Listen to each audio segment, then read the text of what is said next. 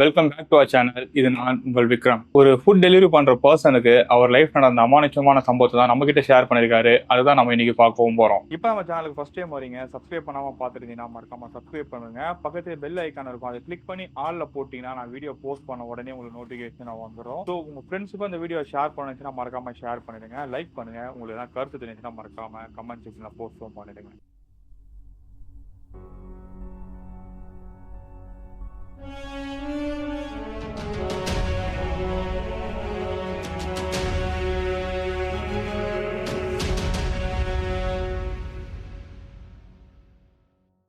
இந்த சம்பவத்தை நம்ம கிட்ட ஷேர் பண்ண நேம் வந்து வெற்றிவேல். அவர் சென்னையை சேர்ந்தவர் தான். சென்னையில தான் இந்த சம்பவம் நடந்திருக்கு. அது எப்போ நடந்திருக்குன்னு பாத்தீங்கன்னா இந்த லாக்டவுன் டைம்ல தான் நடந்திருக்கு. ஃபர்ஸ்ட் லாக்டவுன் எண்ட்ல சில கம்பெனிஸ் அப்புறம் வந்து சில ஹோட்டல்ஸ்க்குலாம் வந்து பாத்தீங்கன்னா இந்த ரிலாக்ஸேஷன் விட்டாங்க. நீங்களாம் போயிட்டு ஃபுட் டெலிவரி பண்ணலாம், அந்த மாதிரி நீங்க போய் ஒர்க் பண்ணலாம், அந்த மாதிரியான ரிலாக்ஸேஷன்லாம் நிறைய கம்பெனில இருந்துச்சுல. அப்படிதான் வந்து இந்த ஃபுட் டெலிவரி பண்ற கம்பெனிஸுக்குமே இருந்துச்சு. அப்பதான் வந்து நம்ம வெற்றிவேலும் வந்து பாத்தீங்கன்னா ஃபுட் டெலிவரி பண்ண வரத்துக்கு போயிருக்காரு. இவருக்கு வழக்கமா வந்து பாத்தீங்கன்னா ஆர்டர் வந்து ஒரு 5-6 கிலோமீட்டர் ரேடியஸ்ல தான் வரும். பட் பர்டிகுலரா அன்னைக்கு வந்து பாத்தீங்கன்னா கிட்டத்தட்ட 13 கிலோமீட்டர் தூரத்துல வந்து இவருக்கு ஆர்டர் டெலிவரி பண்ண சொல்லி வந்திருக்கு. ஏன்னா லாக்டவுன் டைம்ல அதிகமான டெலிவரி பர்சனும் இல்ல. சரி, அதனால இவர் என்ன செய்யறாருன்னா அவ்வளவு தூரம் போனா நம்ம இன்னும் கொஞ்சம் காசு எக்ஸ்ட்ரா கிடைக்கும்னு சொல்லிட்டு இவரும் வந்து பாத்தீங்கன்னா அந்த இடத்துக்கு டெலிவரி பண்ணவும் போறாரு. அந்த டைம் நிறைய பேருக்கு தெரிஞ்சிருக்கும், 10 மணிக்கு மேல யாரும் வேலை பார்க்க கூடாதுன்னு சொல்லிட்டு இவருக்கு ஆர்டர் வந்து 9:45 தான் அந்த ஆர்டரும் வந்திருக்கு. அந்த ஹோட்டல் வந்து அந்த ஆர்டர் டெலிவரி பண்ணி இவங்களுக்கு கொடுத்ததே வந்து பாத்தீங்கன்னா ரெடி பண்ணி இவர்கிட்ட கொடுத்து 10:15 தான் கொடுத்துருக்காங்க. இவரும் அந்த டைம் வந்து அந்த ஆர்டர் அங்கிருந்து எடுத்துக்கிட்டு இவரும் டெலிவரி பண்ண தான் போயிருக்காரு. சரி, போலீஸ் பிடிச்சாலும் நம்ம சொல்லிக்கலாம் என்ன ஏதுன்றத, ஏன்னா இவங்க கொடுத்தது இந்த டைம் தான் கொடுத்துருக்காங்க, நம்ம டெலிவரி பண்ண போறோம் அப்படின்னு சொல்லிடலாம் அப்படின்னு சொல்லிட்டு இவரும் வந்து அந்த நம்பிக்கையில வந்து வண்டி எடுத்துட்டும் போயிட்டு இருக்காரு. ஆனா இவர் எந்த ஒரு போலீஸும் வந்து பிளாக் பண்ணவும் இல்லை. ஒரு வழியா அட்ரஸ் கண்டுபிடிச்சி அந்த லொகேஷன் போயிட்டு டெலிவரி பண்ண வேண்டிய பர்சனுக்கு வந்து காலும் பண்றாரு. கால் பண்ணதுக்கு அப்புறம் அந்த பர்சன் என்ன சொல்றாருன்னு பாத்தீங்கன்னா, தம்பி லொகேஷன் வந்துட்டியான்னு கேட்டிருக்காரு. வந்துட்டேன்னு சொன்னோடனே எதிர்க்க பாத்தீங்கன்னா ஒரு பில்டிங் வந்து கட்டி பாதி அரைக்குறையா விட்டுருக்கோம்ல, அந்த பில்டிங்ல 2வது மாடிக்கு போனீங்கன்னா ஒரு ரூம் இருக்கும், அந்த ரூம் கிட்ட போப்பா அப்படின்ற மாதிரி சொல்லியிருக்காங்க. இவரும் வந்து அந்த ரூம் கிட்ட போயிருக்காரு. ஸோ அந்த ரூம் கிட்ட போனோடனே, சார் இந்த ரூம்குள்ள யாருமே இருக்கிற மாதிரியே தெரியல சார், இது பாதி கட்டி விட்ட மாதிரி இருக்கு அப்படின்னு சொன்னோடனே, அப்படிதான் அந்த ரூம் இருக்கும், ஒன்றும் பிரச்சனை கிடையாது, நான் சொல்றதை மட்டும் செய்யி, நீ அந்த இடத்துக்கு போயிட்டு அந்த இடத்துல வந்து சாப்பாடை வந்து பாத்தீங்கன்னா திறந்து மட்டும் வச்சிருப்பா அப்படின்ற மாதிரி சொல்லியிருக்காங்க. இவரும் என்னடா இது, நாய்க்கு எதனா வளர்க்குறாங்களா அதனால சொல்றாங்க போல, சார் நாய்க்கு எதனா இருக்க போகுது சார், கடிச்சிட போகுதுன்னா இப்ப நாயெல்லாம் எதுவுமே கிடையாது, நீ ஒண்ணுமே பண்ணாத, அங்க வச்சுட்டு திரும்பி பார்க்காம இறங்கி கீழே வந்துருப்பா அப்படின்ற மாதிரி தான் இவர்கிட்ட சொல்லியிருக்காங்க. இவர் என்ன பண்றாருன்னு பாத்தீங்கன்னா அந்த சாப்பாடை வந்து அவசரமா வந்து பிரிச்சு அங்க வச்சுட்டு அங்கிருந்து இறங்கி கீழே வந்துடுறாரு. கீழே இறங்கிட்டு வண்டியை ஸ்டார்ட் பண்ணலாம்னு சொல்லிட்டு வண்டி கிட்ட வந்து பார்த்ததுக்கு அப்புறமா தெரியுது வண்டியில சாவியை காணும். சாவியை காணும், சாவி எங்க விட்டோம்னு தெரியலையே அப்படின்னு சொல்லிட்டு இவர் வந்த வழியாவே வந்து டார்ச் லைட் அடிச்சுட்டு தேடிட்டே போயிட்டு இருக்காரு. அப்படியே பொறுமையா வந்து செகண்ட் ஃப்ளோர் வரைக்கும் போறாரு. செகண்ட் ஃப்ளோர் போகும்போது இவருக்கு வந்து ஒரு மாதிரியான சவுண்டு கேட்குது. அந்த சவுண்டு எப்படி இருக்குன்னு பாத்தீங்கன்னா, இந்த மாடு வந்து தண்ணி தொட்டியில வந்து தண்ணி குடிக்கும் போது சவுண்டு கொடுக்கும்ல, அந்த மாதிரி சவுண்டு வந்து இவர் கேட்டுட்டு இருக்கு. சவுண்டு கேட்குது, எங்க இருந்து வருதுன்னு சொல்லிட்டு பொறுமையா ஸ்டெப்ஸ் ஏறி போயிட்டு அந்த டோர் இருந்துச்சுல, அந்த ரூம்குள்ள என்ட்ரு ஆகிற டோர், அதுக்கு முன்னாடியே வந்து ஒரு இடத்துல ஜன்னல் இருந்திருக்கு. அந்த ஜன்னல் வழியா வந்து இவர் எட்டியும் பார்த்திருக்காரு. எட்டி பார்த்தா உள்ள கொடூரமான ஒரு உருவம் உட்கார்ந்துட்டு அந்த சாப்பாடை சாப்பிட்டும் இருந்துட்டு இருக்கு. அந்த சாப்பாடு சாப்பிட்ற பக்கத்துல தான் இவரோட வண்டி சாவியும் இருந்துட்டு இருக்கு. இவருக்கு என்ன பண்றதுன்னு தெரியல. வண்டியை வந்து ஒரு சில ட்ரிக்ஸ் எல்லாம் இருக்கு, அதை ஃபாலோ பண்ணி வண்டியை வந்து ஸ்டார்ட் பண்ணிட்டு போயிடலாமா அப்படின்ற மாதிரி தான் இவர் யோசிச்சுட்டு இருக்காரு. ஆனா இதுல இன்னொரு முக்கியமான விஷயம் என்னன்னா, இவரோட ரூம் கீயும் அங்கதான் இருந்துட்டு இருக்கு. இவர் ரூம்ல இருக்கவங்க யாருமே இவர் கூட இல்லை, எல்லாம் ஊருக்கு போயிட்டாங்க. அவங்க வரத்துக்கு இன்னும் 2 வாரம் ஆகும். என்னடா பண்றது, ரூம் கீயும் இருக்கே, இந்த மாதிரி இந்த இடத்துல ஏதோ பண்ணிட்டு இருக்கே, இது என்னன்னு தெரியலையே அப்படின்னு சொல்லிட்டு இவர் பயத்திலே அங்கே நின்றுட்டு வந்துட்டு இருக்காரு. இவர் என்ன பண்றாருன்னு பாத்தீங்கன்னா, இவர் ஒருத்தர் கால் பண்ணிருப்பாரு, அவர் நம்பர் எடுக்க முடியுமான்னு சொல்லி ட்ரை பண்ணி பாக்குறாரு. பார்த்தா அந்த ஆர்டர் க்ளோஸ் ஆனால அவர் நம்பர் இவருக்கு கிடைக்கவும் இல்லை. இவர் பொறுமையா என்ன பண்றாருன்னா ஒரு ஸ்டெப் கீழே இறங்கி வந்து ஃபர்ஸ்ட் ஃப்ளோர் வெயிட் பண்ணிட்டு வந்துட்டு இருக்காரு. எப்படியும் அது சாப்பிட்டு போயிடும், சாப்பிட்டு போயிட்டதுக்கு அப்புறம் அதை எடுத்துக்கலாம் அப்படின்னு சொல்லிட்டு இவர் என்ன செய்யறாருன்னா பொறுமையா வந்து மேலே ஏறி போய் பார்த்துட்டு வந்துட்டு இருக்காங்க, சாப்பிட்டு போயிருச்சான்ட்டு. அப்போ பார்த்தா தான் தெரியுது அது சாப்பிட்டு போயிட்டு இருக்கு. சாப்பாடு அங்கங்க செதறியும் கறந்துருக்கு. ஸோ அங்க இருக்கிற சாவியை நம்ம வந்து திரும்பி பார்க்காம எடுத்துட்டு ஓடி வந்துருவோம் சொல்லிட்டு இவர் சாவியை எடுத்துக்கிட்டு அங்கிருந்து வராரு. வரும்போது இவர் காலை பிடிச்சி இழுக்கிற மாதிரியே இருந்திருக்கு. திரும்பி பார்த்தா இவர் பார்த்த அதே உருவம் தான் அங்க காலை பிடிச்சி இழுத்துட்டு இருக்கு. அதுக்கு முன்னாடி பார்க்கும்போது அந்த உருவம் தலையை குனிஞ்சிட்டு தான் சாப்பிட்டு இருந்துச்சு. ஆனா அந்த உருவத்தோட மூஞ்சி இவருக்கு சரியா தெரியல. இப்பதான் அந்த உருவத்தை முதல் முறையா நேருக்கு நேராகவும் பாக்குறாரு.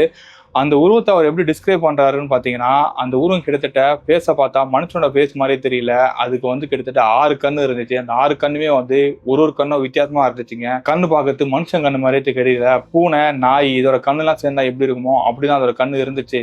நான் அங்கேயே வேண்டி கேட்டுக்கிட்டேன், நீ எப்படியாவது விட்டுரு, எனக்கு இருந்து நான் போயிடுறேன், எனக்கு விட்டுரு, என்னோட வண்டி சாவி விட்டுட்டேன், அதனால எடுக்க வந்திருக்கேன், எனக்கு விட்டுருன்னு சொல்லி இவர் எவரோ கெஞ்சிருக்காரு. ஆனா அந்த உருவம் வந்து இவர் விடுற மாதிரியும் தெரியல.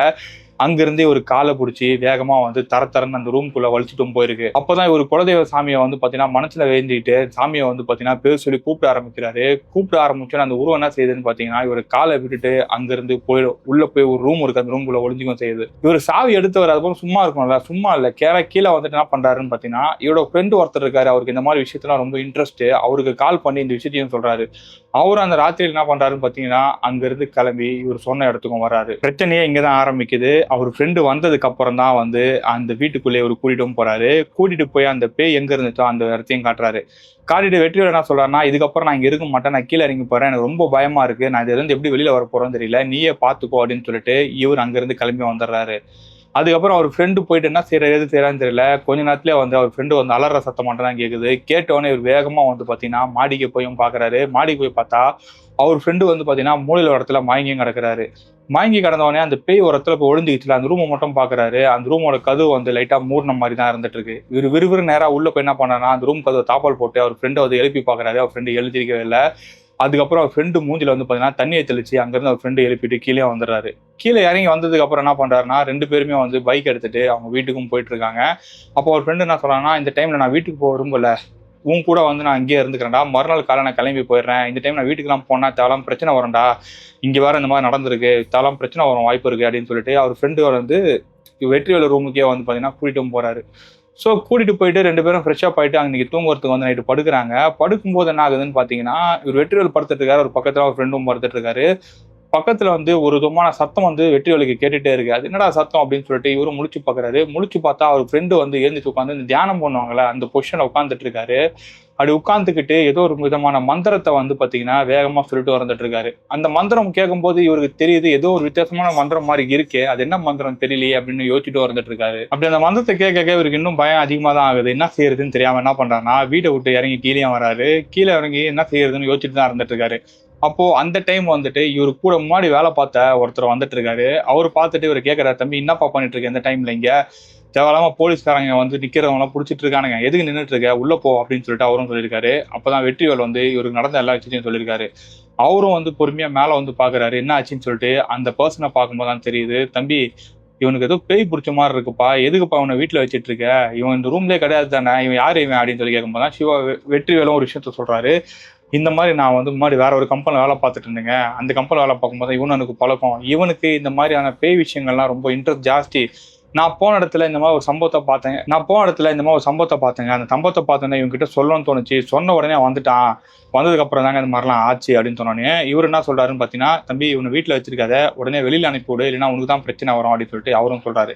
இவருக்கு இந்த டைம்ல என்ன செய்யறதுன்னு தெரியல. அவரும் வந்து பாத்தீங்கன்னா வெற்றிவேலும் வந்து அந்த பர்சன்ட்ட சொல்றாரு, இந்த மாதிரி என்ன இவன் தெரியுமா வெளில அமிச்சாலும் பிரச்சனை ஆயிரணே, அவங்க வீட்டுல குழந்தைங்கலாம் இருக்கு அப்படின்னு சொன்னோன்னே அவர் இன்னொரு விஷயம் சொல்றாரு, சரி நான் அவனுக்கு சொல்றதை பண்ணு, இந்த தெருவில் போனா ஒருத்தர் இருப்பாரு பெரியவர், அவர்கிட்ட போய் இந்த விஷயத்தெல்லாம் சொல்லு, அவர் உனக்கு உதவி பண்ணுவாருன்னு சொல்லி வெற்றிவேலுக்கிட்டே அவர் சொல்றாரு.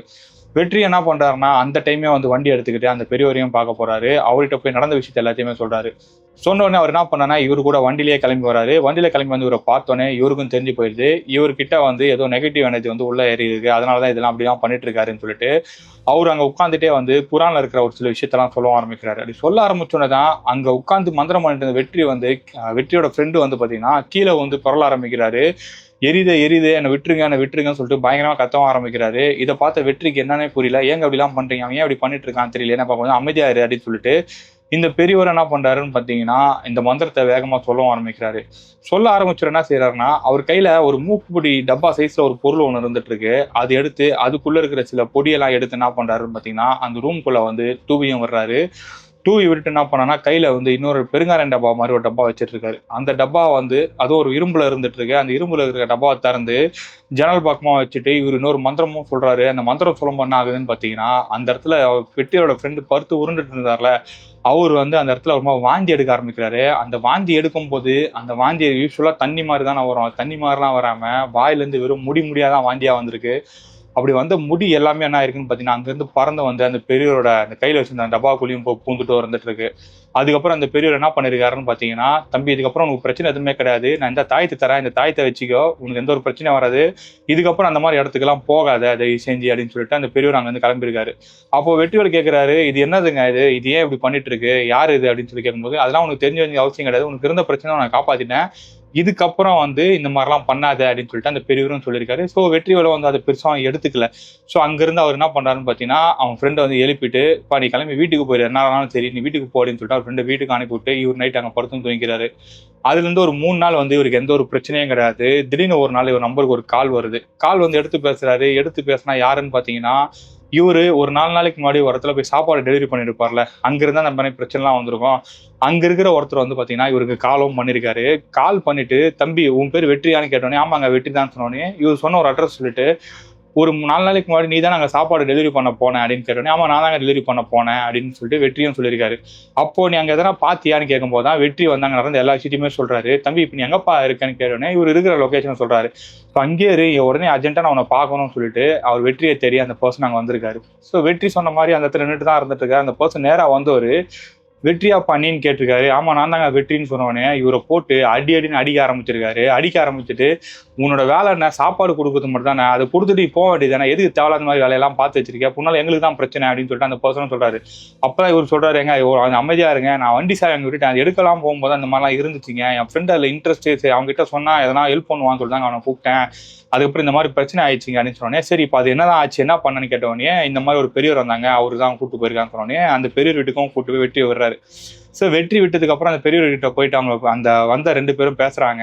பேசும்போது தான் வந்து வெற்றிக்கு எல்லா விஷயமும் புரிய வருது. அது என்னன்னு பார்த்தீங்கன்னா, இவங்க அந்த இடத்துல வந்து ஒரு வீடு வந்து கட்ட ஆரம்பிச்சிருக்காங்க. அந்த வீடு கட்ட ஆரம்பிக்கும் போது என்ன ஆயிருக்குன்னு பார்த்தீங்கன்னா, இவங்க வீட்டு பக்கத்து வீட்ல இருக்கிற ஒருத்தர் வந்துட்டு, இவங்க வீடு கட்டக்கூடாதுன்னு சொல்லிட்டு ஸ்டே ஆர்டர் வாங்கியிருக்காரு.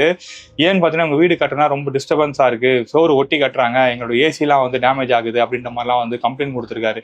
இப்படி கம்ப்ளைண்ட் குடுத்தோனே இவங்க என்ன பண்ணியிருக்காங்கன்னு பார்த்தீங்கன்னா, இவங்களும் கோர்ட்ல போய் அப்ரோச் பண்ணியிருக்காங்க. பட் அவங்க சைடு கொஞ்சம் ஸ்ட்ராங்கா இருந்ததுனால என்ன இருக்குன்னா, "இந்த வீடு கட்டக்கூடாது. ஒரு சில விஷயங்கள்லாம் நீங்க பண்ணணும். பண்ணதுக்கு அப்புறமா அந்த வீட கட்டணும்" அப்படின்னு சொல்லிட்டு கோர்ட்லயும் சொல்லியிருக்காங்க போல.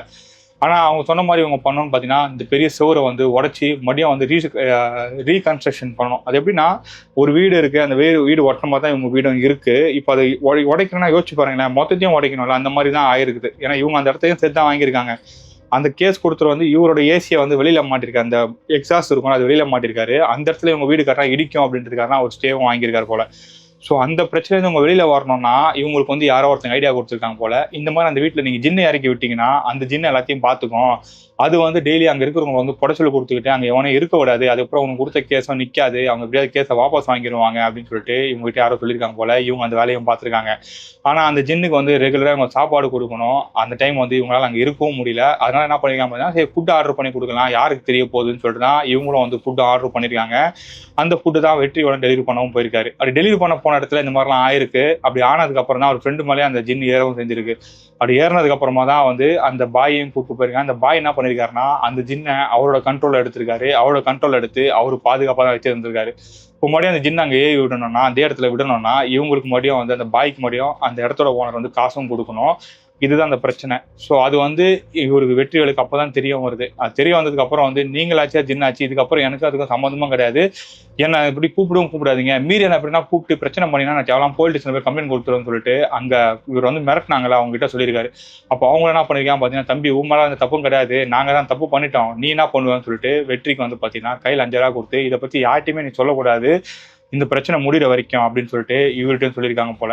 ஸோ அதுக்கப்புறம் பல வாட்டி வெற்றி வந்து ஃபுட் டெலிவரி பண்ணுறதுக்காக அந்த ஏரியா பக்கமும் போயிருக்காரு. ஆனால் இப்போ அந்த இடத்துல இந்த பில்டிங் இருக்கான்னு கேட்டிங்கன்னா, அந்த பில்டிங் இருந்ததுக்கான தடையுமே இல்லை. ஃபுல்லாகவே அந்த பில்டிங்கை இடிச்சும் விட்டுருக்காங்க.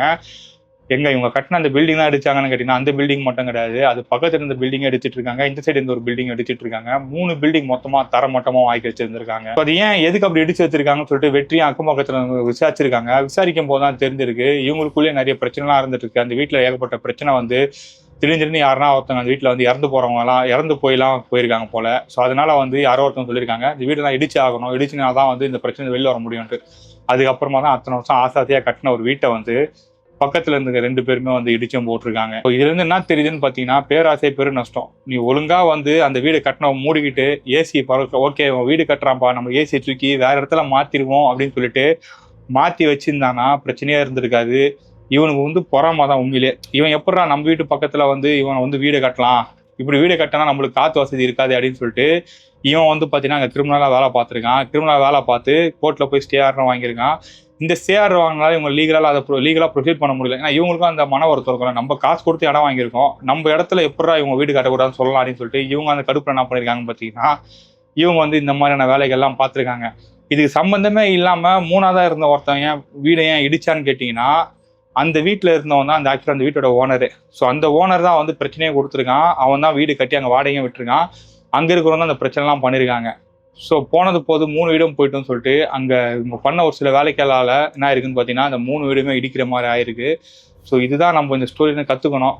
ஒருத்தன் வீடு கட்டுறானா ஒரு கட்டு போட்டோம்னு சொல்லி விட்டுருந்தானா பிரச்சனை இருந்துரு. யாருக்குன்னா பிரச்சனை இருந்திருக்குமா? நீ ஒன்றுமே ஏசி கட்டி தான் மாட்டிட்டு இப்படி பண்ணதுனால 3 வீடுமே இடிஞ்சு போச்சு. ஸோ அவ்வளோதான் ஃப்ரெண்ட்ஸ். இந்த ஸ்டோரி உங்களுக்கு பிடிச்சிருந்தனா லைக் பண்ணுங்க, ஷேர் பண்ணுங்க. உங்களுக்கு ஏதாவது கருத்து தெரியும்னா கமெண்ட் செக்ஷனில் மென்ஷன் பண்ணுங்க. நெக்ஸ்ட் ஒரு இன்ட்ரெஸ்டிங் பார்ப்போம். Stay tune. பாய்.